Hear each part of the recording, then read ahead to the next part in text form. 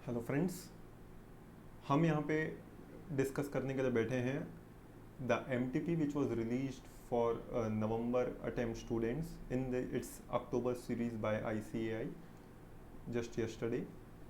तो उसमें जो क्वेश्चंस दिए गए थे for the topic economics for finance और उसके जो सजेस्टेड आंसर्स हैं उन टॉपिक्स को हम यहाँ क्विकली ग्रेस्प करेंगे, समझने की कोशिश करेंगे और देखेंगे कि किस टॉपिक पे ज़्यादा स्ट्रेस दिया जा रहा है, फोकस दिया जा रहा है by ICAI in its recent trends.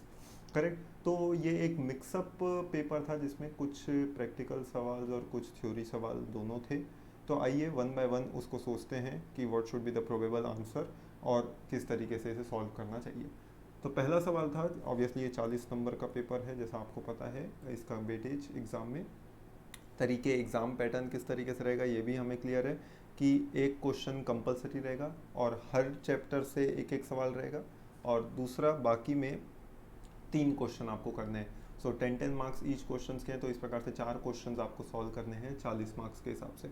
तो पहला सवाल जो था वो था, assume in an economy a saving function is S is equal to -10 plus 0.2y। एक सेविंग फंक्शन दिया है। अब देखो बड़ा ये यूनिक है, पूरे स्टडी मटेरियल में सेविंग फंक्शन को लेके एक्सप्लेनेशन ज़्यादा नहीं मिलता। हमें एक फंक्शन पता है, वो है कंजम्पशन फंक्शन, जो क्या था C is equal to A plus b y. This is the equation for consumption function. अब यहाँ पे क्वेश्चन में सेविंग फंक्शन दिया, लेकिन अगर थोड़ा सा दिमाग लगाएं तो आज जो कंजम्पशन फंक्शन है इसको हम सेविंग फंक्शन में भी कन्वर्ट कर सकते हैं। जैसे कि कंजम्पशन और सेविंग को जोड़ के इक्विवेलेंट जो उनका मार्जिनल प्रोपेंसिटी वो 1 आता है ना, तो आप उसी को इसके थ्रू आगे भी बढ़ सकते हैं। एक ऑटोनॉमस इन्वेस्टमेंट आई दिया हुआ है 50 करोड़ का। Correct. Find out equilibrium level of income and consumption. आपसे पूछ क्या रहा रिक्वायरमेंट, आपको इक्विलिब्रियम इनकम निकालना है और कंजम्पशन निकालना है। Part 1 of the question. Part 2, if investment increases by 5 crore so what will be the new level of income and consumption. तो अल्टीमेटली 2 पार्ट्स में ये क्वेश्चन है, 3 नंबर का, तो समझिए 1.5 नंबर ईच पार्ट के लिए। तो पहले हमें इक्विलिब्रियम लेवल ऑफ इनकम और कंजम्पशन निकालना है। अब ये जो सेविंग फंक्शन है, चलिए इसके सजेस्टेड पे आते हैं। अब हमें पता है कि जनरली सेविंग्स और इन्वेस्टमेंट को बराबर माना गया, तो saving is always equal to investment, और क्वेश्चन में इन्वेस्टमेंट क्या ये दिया हुआ है। तो वी कैन से, ये देखिए -10 plus 0.2y is equal to saving था, और वही saving is equal to investment which is 50 crore, तो हम उसे 50 के बराबर मान सकते हैं। इसी इक्वेशन को आप रीएडजस्ट करिए तो देखिए आपका simply 0.2y is equal to 60 आ गया, यानी y क्या आ गया, which is your income which is 300 crore. तो 300 करोड़ की आपकी इनकम आ गई। दूसरा सवाल पूछ रहा है कि कंजम्पशन कितना है। अब कंजम्पशन क्या है, जब y is equal to C plus s हमें पता है ऐसा होता है। अब इसमें y नोन है, सेविंग नोन है, तो कंजम्पशन भी डिटरमाइन किया जा सकता है। So where consumption is y minus s, तो आप यानी इसी इक्वेशन को वापस से रिलेट कर सकते हैं, C is equal to y minus s. तो अब y हमें को मिल गया 300 करोड़, सेविंग 50 है, तो कंजम्पशन 250 करोड़ आ गया। तो ये हुआ पार्ट 1। ध्यान रखिए एग्जाम में जितने पार्ट्स पूछे हैं आपको सभी सॉल्व करने हैं। अगर जल्दबाजी में कुछ भी मिस हो गया तो कहीं ना कहीं हम नंबर दे बैठेंगे। So now part 2। अगर इन्वेस्टमेंट इंक्रीज होता है 5 करोड़ से, तो नया इन्वेस्टमेंट कितना हो जाएगा, पहले 50 था तो अभी 55 हो जाएगा, बिल्कुल सही। अब इसी इक्वेशन में फिर वही पुट फॉरवर्ड कर दीजिए, सेम तरीके से सॉल्व होना है। तो देखिए अब -10 प्लस 0.2y इज 55, उसके बेसिस पे जब आप सॉल्व करेंगे तो आपका answer y should be 325 crore and c should be 270 crore, ये आना चाहिए। तो अल्टीमेटली प्रैक्टिकल क्वेश्चंस को simple, precise, to the point solve करने की आदत रखिएगा और ध्यान रखिएगा कि जब भी आप एंड करें तो फाइनली जो रिक्वायरमेंट थी क्वेश्चन की, आपका उस जवाब से एंड होना चाहिए कोई भी प्रैक्टिकल क्वेश्चन। सो उससे चेक करने वाले को कोई भी तरीके का कंफ्यूजन नहीं मिलता। तो ये तरीके से ये प्रैक्टिकल क्वेश्चन सॉल्व होता है। तो इससे आपने सीखा कि अगर सेविंग फंक्शन क्वेश्चन में दिया हो तो उससे किस तरीके से सॉल्व किया जा सकता है। करेक्ट। ऑल्टरनेटिव एक तरीका अगर मैं आपको बताऊं तो इसका एक ऑल्टरनेटिव तरीका भी हो सकता है। अब थोड़ा सा आप दिमाग लगाइएगा, हमें कंजम्पशन फंक्शन पता है, यानी अगर हमें एग्जाम में I is equal to s याद ना भी आए तो ऑल्टरनेटिवली क्या हम यही आंसर तक पहुंच सकते हैं? बिल्कुल दोस्तों, आप पहुंच सकते हैं। तो यहाँ पे आपको क्या करना है, c is equal to a plus b y, ये आपको पता है, ये तो स्टडी मेट में इसका रेफरेंस बहुत बार आता है। तो जब c is equal to a plus b y की बात करते हैं तो ऐसे पॉइंट ऑफ टाइम, तो इसी क्वेश्चन को देखिए ऑल्टरनेटिवली हम किस तरीके से सॉल्व कर सकते हैं अगर एग्जाम में कभी भी ऐसा कोई कंफ्यूजन होता है। तो देखिए मैंने आपके लिए एक ऑल्टरनेटिव सॉल्यूशन भी तैयार कर रखा है ताकि कभी हम फंसें तो किस तरीके से हम इस पे जा सकते हैं। देखिएगा, अब ये क्वेश्चन को समझिएगा, ये दो पार्ट्स हैं। ये पहले लेफ्ट स्क्रीन पे आपको पार्ट 1 का सॉल्यूशन दिखेगा और राइट साइड में फिर पार्ट 2। पार्ट 1 समझते हैं, पार्ट 2 तो फिर ऑटोमेटिकली समझ में आ जाएगा। सो आपको ये चीज़ क्वेश्चन में दी हुई है, that is saving is -10 plus 0.2y। जब ये चीज़ आपको दी हुई है तो आप समझिएगा हमारा कंजम्पशन का इक्वेशन क्या होता है, c is equal to a plus b y, बिल्कुल सही, c is equal to a plus b y. अब उसी को सेविंग के एंगल से समझिए, देखिए कंजम्पशन और सेविंग का टोटल तो एक जाना चाहिए ना, मार्जिनल प्रोपेंसिटी टू कंज्यूम और मार्जिनल प्रोपेंसिटी टू सेव दोनों का टोटल एक होता है। अब जो सेविंग के लिए -10 है, ये तो ऑटोनॉमस एक्सपेंडिचर है ए, तो जितना हम कंजम्पशन में खर्चा करते हैं तो वो पॉजिटिव ए होता है, तो सेविंग में उतना ही डिससेव करते हैं, इसलिए वो माइनस ए हो जाता है। तो ये जो -10 इज नथिंग बट -a, तो कंजम्पशन की इक्वेशन में यही चीज क्या बन जाता है 10, क्योंकि a की वैल्यू 10 है, ऊपर तो -10 था, और 0.2y दिया हुआ है, वहां पे ये 0.2 क्या होना चाहिए बच्चों, 0.2 is marginal propensity to save, save है, marginal propensity to save, it is marginal propensity to save. अगर 0.2 मार्जिनल प्रोपेंसिटी टू सेव है तो मार्जिनल प्रोपेंसिटी टू कंज्यूम कितना होगा 0.8। 0.8 कैसे आया, 1 माइनस 0.2 तो 0.8। तो यानी हमारा इक्वेशन क्या बन गया, c is equal to 10 plus 0.8y, समझ गया। तो ये अब हमारे नॉर्मल इक्वेशन पे आ गए, जो हम जानते हैं कि c is equal to a plus b y, तो c is equal to 10 plus 0.8y, i 50 दिया हुआ है और हमें पता है equation y is equal to c plus i. Put down the figures, you will get the answer जो कि सजेस्टेड में था, that is y is equal to c की वैल्यू आ गई 10 प्लस 0.8y जो हमने ऊपर से लिया, और i 50। अब इस इक्वेशन को सॉल्व करिए, ये 0.8y इधर चला गया तो y minus 0.8y will give you 60, तो that mean 0.2y is equal to 60, therefore y is equal to 60 divided by 0.2 यानी 300 इन करोड्स, तो 300 करोड्स। अब y 300 करोड़ है, i 50 करोड़ है, तो c की वैल्यू निकल जाएगी 300 माइनस 50 दैट इज 250 करोड़। और यही पार्ट बी में, पार्ट 2 में भी वैसा ही है, अगर i की वैल्यू सिर्फ चेंज हो रही है 55 करोड़, तो देखिए इक्वेशन में सिर्फ क्या चेंज आएगा, y is equal to 10 plus 0.8y plus 50 की जगह 55 करेंगे और उसी तरीके से सॉल्व करिए तो आपका देखिए इक्वेशन आ जाएगा, y 325 करोड़, i 55 करोड़, तो अब नया c आ गया 270 करोड़। तो यही आपका सॉल्यूशन भी है, देखिए फाइनल आंसर भी यही दिया हुआ है। सो अल्टीमेटली बोथ वेज से हम फाइनल आंसर तक पहुंच सकते हैं, that is 300 crore and 250 crore, देखिए ये सब दिया हुआ है, इसमें भी 325 crore and 270 crore, this is how we arrived at the solution. तो ये एक ऑल्टरनेटिव तरीका मैंने आपको बता दिया अगर ऐसे क्वेश्चन एग्जाम में आते हैं तो।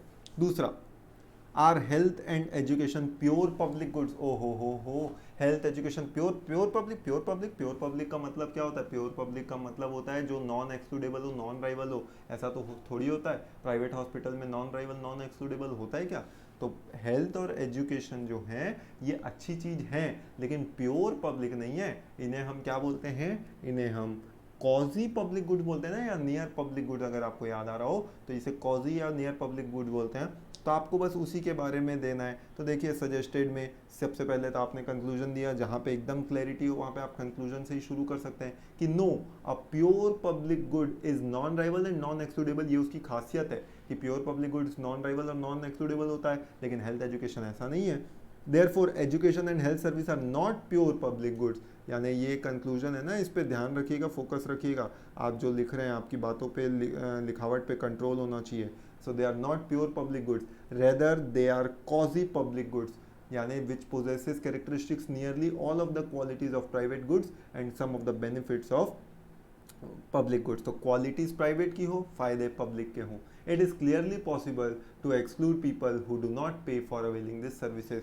जो पैसा नहीं चुकाएगा, हो सकता है अस्पताल उसका इलाज करने से मना कर दे, हो सकता है प्राइवेट स्कूल कॉलेजेस उनको पढ़ाने से मना कर दे। तो ये हमारे सवालों का जवाब मिल गया पार्ट नंबर बी का। करेक्ट, फर्स्ट हम देख चुके, सेकेंड भी हमारा हो गया। आते हैं थर्ड में, why does measurement of money supply essential from monetary policy perspective. अच्छा, मनी सप्लाई को मेजर करना असेंशियल क्यों है मॉनेटरी पॉलिसी के परस्पेक्टिव के लिए। देखिए क्या सवाल पूछ रहा है। तो पहला सवाल चैप्टर 1 से आया, दूसरा सवाल जो है चैप्टर 2 से आया, तीसरा सवाल देखो चैप्टर 3 से। इसी तरीके से एग्जाम का पैटर्न भी रहेगा। पहला क्वेश्चन जो कंपलसरी है वो चारों चैप्टर से एक एक सवाल रहने वाला है बच्चों। तो क्या पूछ रहा है, why does measurement of money supply essential from monetary policy perspective. तो मॉनेटरी पॉलिसी के लिए ये इंपॉर्टेंट क्यों है। तो देखिए, measurement of money supply is essential from monetary policy perspective, कारण क्या है, तो बस वो रीजनिंग अगर आप अंडरस्टैंड कर लेंगे तो बड़ा आसान बन जाएगा, क्योंकि it enables framework to evaluate whether the stock of money in economy is consistent with standards for price stability, understand the nature of deviation from this standard and study the cause of money growth। यानी ताकि हम ये पता लगा सकें कि भैया price stability के लिए जितने पैसों की रिक्वायरमेंट है, एक्चुअली में पैसा कितना है इकोनॉमी में, और क्या उससे हमारा जो ऑब्जेक्टिव है स्टेबिलिटी ऑफ प्राइस का और ग्रोथ का, क्या वो अचीव हो पाएगा कि नहीं हो पाएगा। तो ये basically reasons for measurement of money supply होता है। तो ये एक सिंपल सा सवाल था। नेक्स्ट जो चौथे चैप्टर से रिलेटेड सवाल है वो क्या बोलता है, देखो, विच टेक्निकल मेजर, हो टेक्निकल मेजर्स आ गया। टेक्निकल मेजर्स आपने कहाँ देखा था बच्चों, कहीं ना कहीं ये तो instruments of trade policy foreign वाले की तो बात नहीं कर रहा। Which technical measures are applied to protect human animal plant life from risk arising from additives, pest, contaminant, toxins, disease causing organisms, explain with example. ओहो, ये पूरा आपको याद आ रहा है। Instruments of trade policy, instrument of trade policy में दो वैरायटी होती थी, टैरिफ बेस्ड मेजर्स और नॉन टैरिफ बेस्ड मेजर्स। जो नॉन टैरिफ बेस्ड मेजर्स होता था उसमें दो ग्राउंड्स पे होता था। करेक्ट, तो एक आप टेक्निकल ग्राउंड पे होते थे, एक नॉन टेक्निकल ग्राउंड पे होते थे। टेक्निकल ग्राउंड में दो तरीकों से रुकावट लगाई जाती थी, बोलो बोलो बोलो कौन सा। नंबर 1 था एसपीएस और नंबर 2 था टीबीटी। तो ये बताओ ये कौन सा टेक्निकल मेजर्स है। बिल्कुल बिल्कुल आपने सही बोला है, ये एसपीएस मेजर है। यानी इस पे आपको किस पे फोकस करना है, एसपीएस मेजर पे फोकस करना है। So SPS measures are applied to protect human animal और plant life from risk arising from additive, pest, contaminant, toxin, वही पूरा जो क्वेश्चन में दिया हुआ है। दिस इंक्लूड, अब किस तरीके से वो मेजर्स हो सकता है, यानी जो बातें आपको आंसर में लिखना से एक अच्छा वेटेज मिलता है, हम उन्हीं पॉइंट्स को हाईलाइट रखते हैं। सो किस तरीके से आप एसपीएस मेजर लगा सकते हैं, लाइक बैन और prohibition of import of certain goods, all measures governing quality and hygienic requirements, production process, कैसे बना रहे हो चीज़ें बताओ, एसोसिएटेड कंप्लायंस असेसमेंट। एग्जाम्पल याद करिए वही, prohibition of import of poultry from countries affected by avian flu. कई सारी रुकावटें थी ना भैया, बॉक्सेस चेक करेंगे, आपको बहुत अच्छे से याद आ रहा होगा, मैंने जो क्लास में आपको एग्जांपल दिया था। तो भैया एवियन फ्लू है, हम आपके बहुत सारे कंपार्टमेंट्स को चेक करेंगे कि आप जो प्रोडक्ट भेज रहे हैं कहीं वो कंटेमिनेटेड तो नहीं है, कुछ प्रॉब्लम तो नहीं है उसमें, and poultry processing standards to reduce pathogen residual limits for pesticides in food etcetera. तो कुल मिला के ये एसपीएस मेजर्स के डिडक्शन की मेजर्स की बात कर रहा था। तो ये कंपलसरी क्वेश्चन वाला पार्ट तो हमारा खत्म होता है। 10 नंबर का सवाल है, हमेशा ध्यान रखिएगा, ज़्यादा समय आप अपने टाइम को बिल्कुल फोकस करते हुए अपने सॉल्यूशंस तक पहुंचिएगा। ऐसा नहीं कि भावनाओं में बह के आप आंसर लिखते ही जा रहे हैं, मार्क्स का भी कंसिडरेशन देखिएगा। अगले सवाल पे आते हैं, that is question number 8। How do government ensures that market power does not create distortion in market.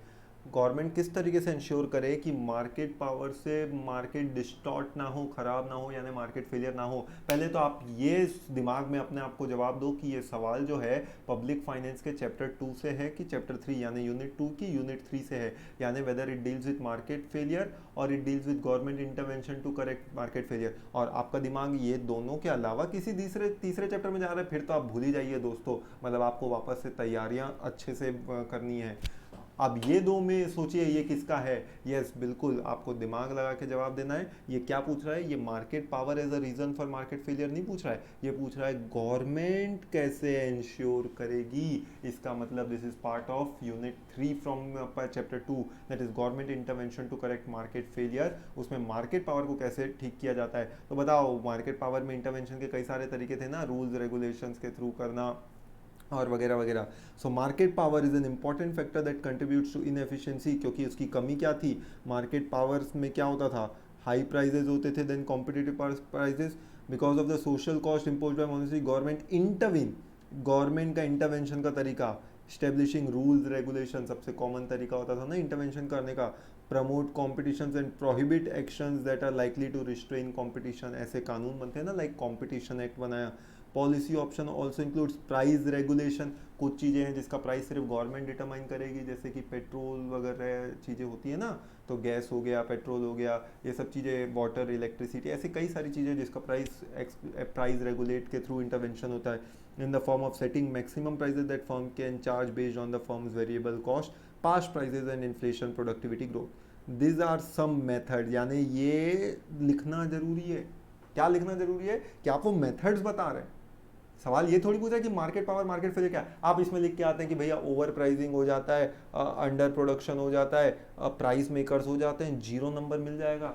ऐसी गलती मत करिएगा। सवाल मार्केट फेलियर का नहीं, सवाल गवर्नमेंट इंटरवेंशन का है, तो आपको इंटरवेंशन के तरीके बताने हैं। करेक्ट, ठीक है बच्चों, आप समझ जा रहे हैं, आपको अपने आप अंदर से जवाब मिलता जा रहा है कि आप कहाँ गलती कर सकते हैं इसमें। नेक्स्ट आते हैं, do you think money is a unique store of value. ओहो, ये तो हमारे क्लास का ही सवाल आ गया।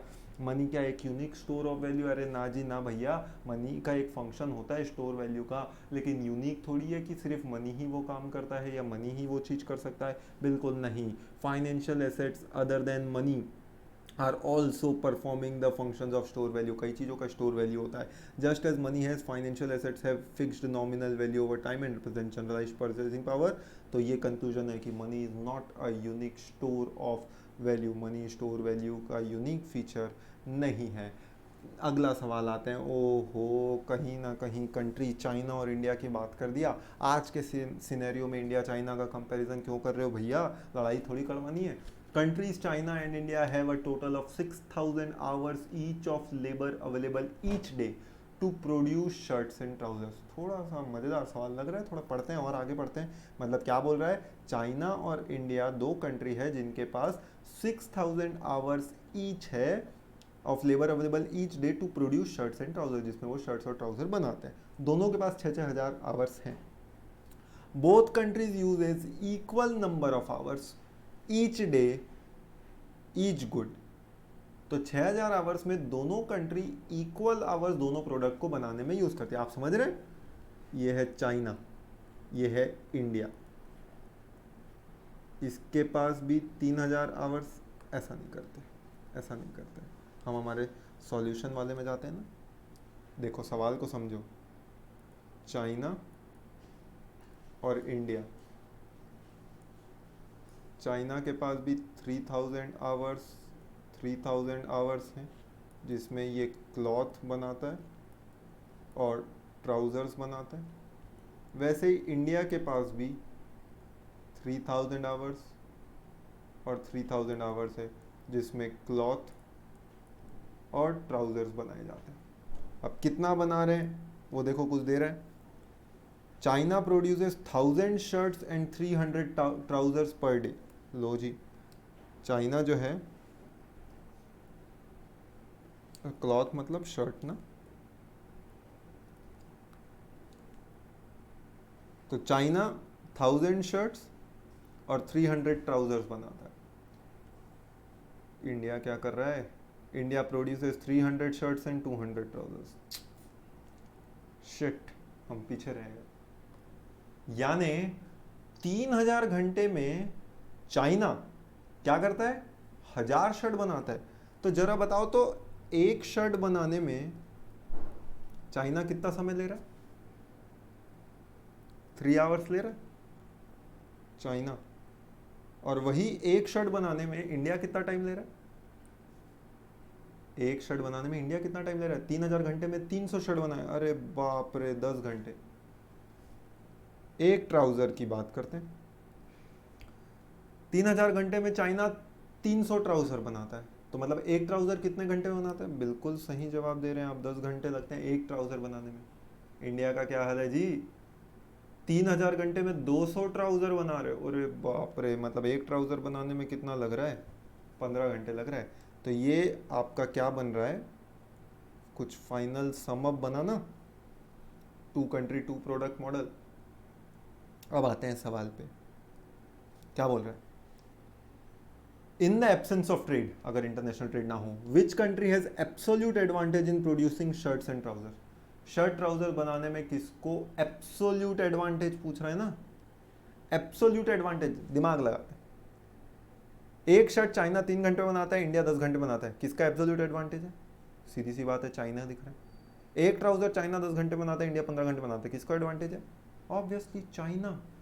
तो एब्सोल्यूट एडवांटेज तो दोनों ही प्रोडक्ट में किसके पास है? चाइना। कोई बात नहीं, बहुत जल्दी हम बीट करेंगे, आत्मनिर्भर बनाएंगे और ये आवर्स को कम करेंगे। तो एब्सोल्यूट एडवांटेज दोनों ही कमोडिटी में किसके पास है? चाइना के पास है। क्या यही सवाल है क्या? Which country has comparative advantage in producing shirts and trousers? अब कंपेरेटिव एडवांटेज किसके पास है? अब जब कंपेरेटिव एडवांटेज की बात आती है तो यहाँ पे आपको अपॉर्चुनिटी कॉस्ट नाम की जो चीज़ है वो निकालनी चाहिए, और अपॉर्चुनिटी कॉस्ट के बेसिस में जिसमें एब्सोल्यूट डिसएडवांटेज कम हो या एब्सोल्यूट एडवांटेज ज़्यादा हो, वो प्रोडक्ट आपका कंपेरेटिव एडवांटेज का बन जाता है। करेक्ट। देखो इसी को सजेस्टेड में कहीं ना कहीं तो इसका सॉल्यूशन मिलना ही चाहिए हमें। देखो ये कुछ ऐसा ही कुछ बना, ये जो हमने ये कैसे पहुँचे यहाँ तक आप समझ रहे हैं? 3 घंटे 10 घंटे 15 घंटे ये सब आवर्स हैं।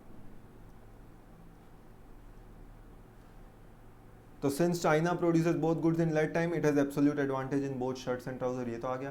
कंपैरेटिव एडवांटेज की बात आती है तो पहले अपॉर्चुनिटी कॉस्ट निकालिए। चाइना का अपॉर्चुनिटी कॉस्ट क्या है? अपॉर्चुनिटी कॉस्ट मतलब एक प्रोडक्ट बनाए तो दूसरा छूट जाएगा। अब चाइना को शर्ट बनाना है, अगर एक शर्ट एक्स्ट्रा बनाना है चाइना को, तो उसे क्या करना पड़ेगा? 1 घंटे में 3 शर्ट बनते हैं, या सॉरी 3 आवर्स में एक शर्ट बनते हैं, और 10 आवर्स में एक ट्राउजर बनता है। अगर उसको एक शर्ट एक्स्ट्रा बनाना है तो उसको क्या करना पड़ेगा? 3/10 दैट इज 0.3 आता है अपॉर्चुनिटी कॉस्ट ऑफ शर्ट, और वही ट्राउजर का 10/3 अपोजिट हो जाएगा, तो 3.33 हो जाएगा। सिमिलरली इंडिया में अपॉर्चुनिटी कॉस्ट क्या है? अगर एक शर्ट बनाना है तो उसका अपॉर्चुनिटी कॉस्ट 0.67 है और ट्राउजर का 1.5 है। यानी इसका कंक्लूजन क्या निकल रहा है? शर्ट बनाने के लिए देखो 0.3 और 3.33, China has lower opportunity cost for producing shirts and therefore China has comparative advantage. China को शर्ट बनाना चाहिए। For producing trousers, India has lower opportunity cost for producing trousers. यहाँ पे आप देखेंगे comparative terms में। तो ऐसे पॉइंट ऑफ टाइम में therefore India has comparative advantage. तो इंडिया को क्या करना चाहिए? ट्राउजर्स बना के आपस में इंटरनेशनल ट्रेड करना चाहिए। ठीक है, अगला, calculate GDP at market price and derive national income from the following data. National income मतलब NNP at factor cost. Details दी हुई है, inventory, investment, export, indirect taxes, NFIA, personal consumption, ये सब सारी डिटेल दी हुई है। अब इस पर आपको क्या करना है? जीडीपी एट एमपी निकालना है। अच्छा ये तो पूरा एक्सपेंडिचर मेथड दिख रहा है क्या? अब एक्सपेंडिचर मेथड में जीडीपी शुरुआती क्या होता है? जीडीपी एट एमपी होता है ना, और वो कैसे निकलता है? सी प्लस आई प्लस जी प्लस एन एक्स, तो यही होता है। यहाँ पे ये क्या है? This is I, this is export, indirect tax अभी इसमें नहीं आएगा, एन एफ आई अभी इसमें नहीं आएगा, this is C, this is I, this is import, यानी इसी को हम एन एक्स बोलते हैं। This is government, this is I, this is I. तो अल्टीमेटली इससे आप सी प्लस ये पूरे आई को जोड़िए, प्लस जी को जोड़िए, प्लस एन एक्स को जोड़िए, तो इससे आपका जीडीपी एट एमपी आना चाहिए। चलो चेक कर लेते हैं। वो देखो जीडीपी एट एमपी, इसको सबको आप जोड़ेंगे तो ultimately you will gate 11,325 crore GDP at MP. अब जीडीपी एट एमपी आ गया, उससे आपको एनएनपी एट एफसी तक पहुंचना है। तो स्टेप 2, जीडीपी एट एमपी को आप सीधा एनएनपी एट एफसी तक पहुंचना है, तो क्या करिए? इक्वेशन में देखिए आगे आगे बता रहे हैं G N P at F C minus depreciation, G N P at F C खुद कैसे निकलेगा, G N P at M P minus indirect tax, और G N P at M P कैसे निकलेगा, G D P at M P plus N F I A. तो आप backward यहाँ से चालू करिए, G D P at M P दिया हुआ है, उसमें N F I A minus करेंगे तो आपका G N P at market price आ गया, उसमें इनडायरेक्ट टैक्स एडजस्ट करिए तो आपका G N P at F C आ गया, उसमें डेप्रिसिएशन को माइनस करिए तो आपका नेशनल इनकम जो है अराइव हो जाना चाहिए, और कैलकुलेशन पे ये ऑब्वियसली 11,000 करोड़ ही आना चाहिए। तो एक बहुत ही सिंपल सवाल नेशनल इनकम का है, और 5 आप समझ रहे हैं, 2 प्रैक्टिकल सवाल 5-5 नंबर के अगर ऐसे आ गए ना तो मतलब खुशकिस्मत समझिएगा, आप मतलब आप बहुत ही लकी स्टूडेंट हैं कि ऐसे नंबर आपको मिल गए। यहाँ पे 5 नंबर का सवाल 8 के सी में आ गया, और 5 नंबर का सवाल 9 के ए में भी मिल गया आपको। Define near public goods. It is desirable to keep people away from such goods. Give comment. Near public goods, near public goods मतलब वही होता है ना जो पब्लिक नहीं होते लेकिन पब्लिक के कहाँ थे, कहीं ना कहीं ये रिपीट हो रहा है वापस से। देखिए अभी कॉजी पब्लिक गुड्स का ऊपर पूछा था, फिर ये वही सवाल आ गया, यानी इसमें वही सेम चीज़ आपको कॉजी पब्लिक गुड्स के बारे में बताना है। तो ये चीज़ हम ऑलरेडी डिस्कस कर चुके हैं, इसमें और ज़्यादा डिस्कस करने को है नहीं, यानी इस पर वापस से वही आपको कॉजी पब्लिक गुड्स के बारे में बताना चाहिए। They are only near public goods. Next, write a note on cash reserve ratio and operation of CRR. ओहो, CRR के बारे में पूरा बोल दिया। CRR क्या होता है? CRR is that fraction of the net demand time liability which every commercial scheduled commercial bank needs to maintain with central bank. इसमें कोई रेट ऑफ इंटरेस्ट दिया नहीं जाता, पर एक सर्टेन परसेंटेज होता है जो हर बैंक को रखना पड़ता है। फिर आप इन्फ्लेशन और रिसेशन के टाइम पे CRR रेट बढ़ेंगे घटेंगे वो आपको सजेस्ट करना चाहिए। So cash reserve ratio refers to the fraction of total net demand time liability which every scheduled commercial bank in India should maintain as cash deposit with reserve bank. तो इतने पे क्या हुआ, ये तो पूरी इसकी डेफिनेशन हुई, यानी पहले आपको पूरा डेफिनेशन लिखना चाहिए। तो ये तो डेफिनेशन हो गई, उसके बाद आपने क्या बताना है, कंपैरिजन। मैंने बताया ना जब भी एक्सक्लूसिव सवाल हो तो फिर कंपैरिजन, कब CRR बढ़ेगा कब CRR घटेगा। Higher the CRR lower is the credit creation capacity of bank. सही बोल रहा है कि नहीं बोल रहा है? अरे भैया जितना CRR ज़्यादा रखूंगा उतना पैसा रिजर्व बैंक को देना पड़ेगा ना मेरे को, तो मैं लोन कैसे बांटूंगा, क्रेडिट क्रिएशन कैपेसिटी तो मेरी घट जाएगी। बिल्कुल सही गेसिंग कर रहे हैं आप। Reducing CRR during deflation result in expansion of credit by bank increases the supply of money. तो ये आपने हायर और लोअर दोनों का बता दिया। अवेलेबल इन इकोनॉमी, अब वो कब लेते हैं, ठीक है, वो आप अपनी लैंग्वेज में एक्सप्लेन कर सकते हैं। तो ये मोर और लेस सवाल था CRR को लेके। Define common access resources and why are they over use. अरे बाप रे, कॉमन एक्सेस रिसोर्सेज की तो समस्या यही है ना, क्योंकि उनमें एक्सक्लूडेबिलिटी फीचर नहीं होता, बदतमीजी की हद पार कर रखे होते हैं, सबको वेस्ट करना है रिसोर्सेज, कॉमनली अवेलेबल है क्योंकि। तो कॉमन एक्सेस रिसोर्सेज जो है उनमें ओवर यूज़ होने की वजह यही है क्योंकि इनमें एक्सक्लूडेबिलिटी फीचर्स नहीं कर सकते, सिर्फ राइवलनेस फीचर हो सकता है। जैसे याद करिए वाईफाई, पब्लिक वाईफाई, तो हम सिर्फ कंजेशन के लिए 100 लोगों को बोल सकते हैं लेकिन एक्सक्लूड किसी को थोड़ी कर सकते हैं। तो इसलिए ये ओवर यूज़ होते हैं, जो भी चीज़ फ्री रहेगी उनका ओवर यूज़ होना तय है। कॉमन एक्सेस रिसोर्सेज और common pool resources are special class of impure public goods, यानी ये कैटेगरीज ऑफ इम्प्योर है ना, जो कि नॉन एक्सक्लूडेबल हैं, as people can not be excluded, लेकिन राइवल होते हैं। दीज आर राइवल, यही तो फीचर है ना इम्प्योर पब्लिक गुड्स का। ध्यान रखिए, ये लिखना जरूरी है आपको बताना पड़ेगा कि वो क्या है, वो नॉन एक्सक्लूडेबल है लेकिन वो राइवल है, ये चीज़ एक्सप्लेन करना बहुत ज़रूरी है।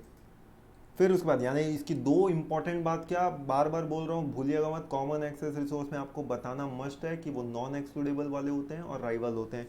And their consumption lessens the benefit available for others, क्योंकि price mechanism does not apply. क्यों प्राइस मैकेनिज्म अप्लाई? अरे भैया फ्री है तो कहाँ से प्राइस मैकेनिज्म अप्लाई होगा, जो लिखा हुआ है उसको समझो भी तो price mechanism does not apply to common resources, producers and consumer do not pay and therefore the over use.